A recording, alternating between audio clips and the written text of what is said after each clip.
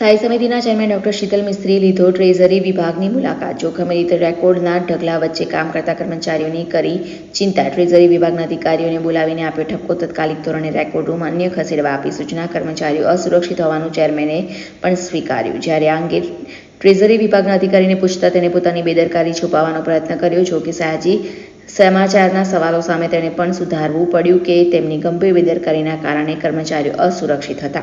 ઉલ્લેખનીય છે કે આ જ પ્રકારની બેદરકારી જ્યારે અન્યત્ર જોવા મળે છે ત્યારે પાલિકા તંત્રની સામે દંડાત્મક કાર્યવાહી કરે છે, પરંતુ પાલિકાના જ કર્મચારીઓ કેટલી જોખમી પરિસ્થિતિમાં ફરજ નિભાવે છે તે એક જવાબદાર મધ્યમ તરીકે અમારા સમાચાર ઉજાગર કર્યા.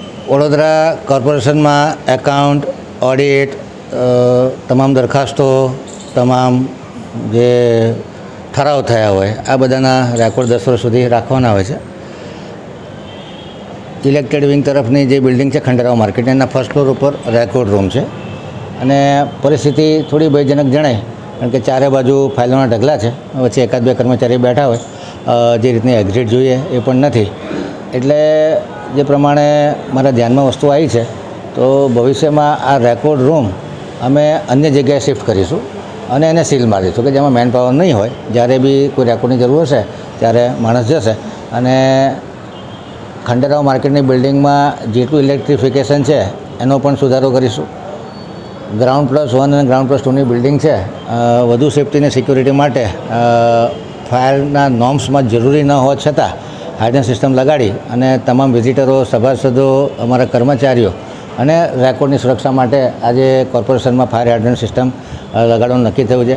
ફાયરની સિક્યુરિટી માટે જે કોઈ મેજર્સ લેવાના છે એ બધા તાત્કાલિક ધોરણે લેવામાં આવશે. આવનારા 3 થી 4 દિવસમાં સ્મોક ડિટેક્ટર હોય, MCB લગાડવાની હોય, જે વાયરિંગ છે એ જર્જરિત થઈ ગયું તો એને બદલવાનું હોય, ફાયર હાઇડ્રન્ટ સિસ્ટમ લગાડવાની હોય, ટાંકી જે છે અમારી એમાં પાણીની માત્રા પૂરતી પ્રમાણમાં રહે, આ તમામ વસ્તુની ખાતરી કરવામાં આવશે. તમામ જે ફાયર એક્સટિંગ્વિશર છે એ પણ વખત એની એક્સપાયરી થતાં પહેલાં બદલી નાખવામાં આવશે. એ ઉપરાંત ફાયર મોક ડ્રીલ કરી અને તમામ જે અહીંના કર્મચારીઓ છે, સિક્યુરિટીના કર્મચારી હોય, અમારા પ્યુન હોય કે પદાધિકારીઓ હોય, એ લોકોને તમામને આ બાબતની ટ્રેનિંગ પણ આપવામાં આવશે, જેથી કરીને કોઈ ઇમરજન્સી ઊભી થાય તો અહીંનો સ્ટાફ છે એ સજ્જ હોય કે how to fight with the fire.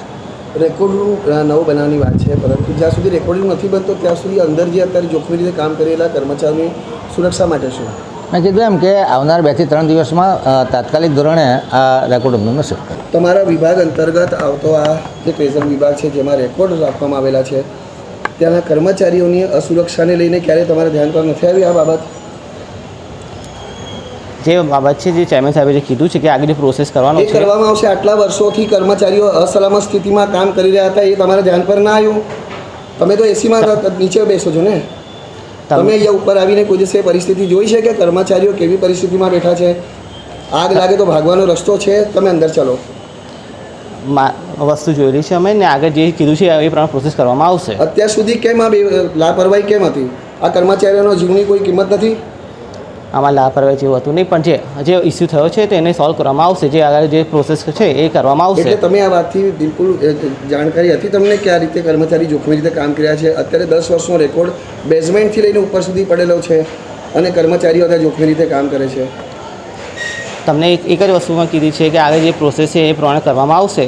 કામગીરી ચાલુ જ હોય છે, કામગીરી ચાલુ જ હોય છે. રેકોર્ડ નાશનીને એ છે, રેકોર્ડ જે પ્રોપર ફાઇલ કરવામાં આવી રહ્યો છે ને રેકોર્ડ જે 10 વર્ષનો હોય એને નાશ કરવામાં, 10 વર્ષથી ઉપર હોય એને નાશ કરવામાં આવે છે.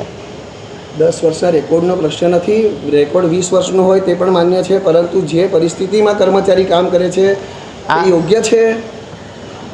રેકોર્ડ રૂમ અમારો છે, યોગ્ય છે. એટલે જે કીધું છે કે જે ઇસ્યુ થયો છે એને સોલ્વ કરવામાં આવશે.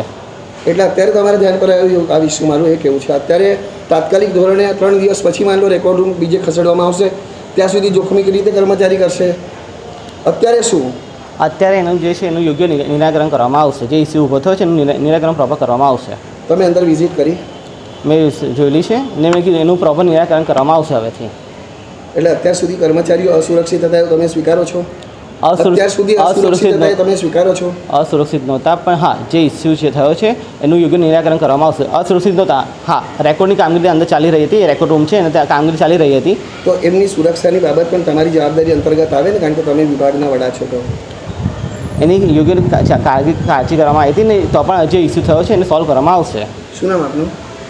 આલોક જોશી.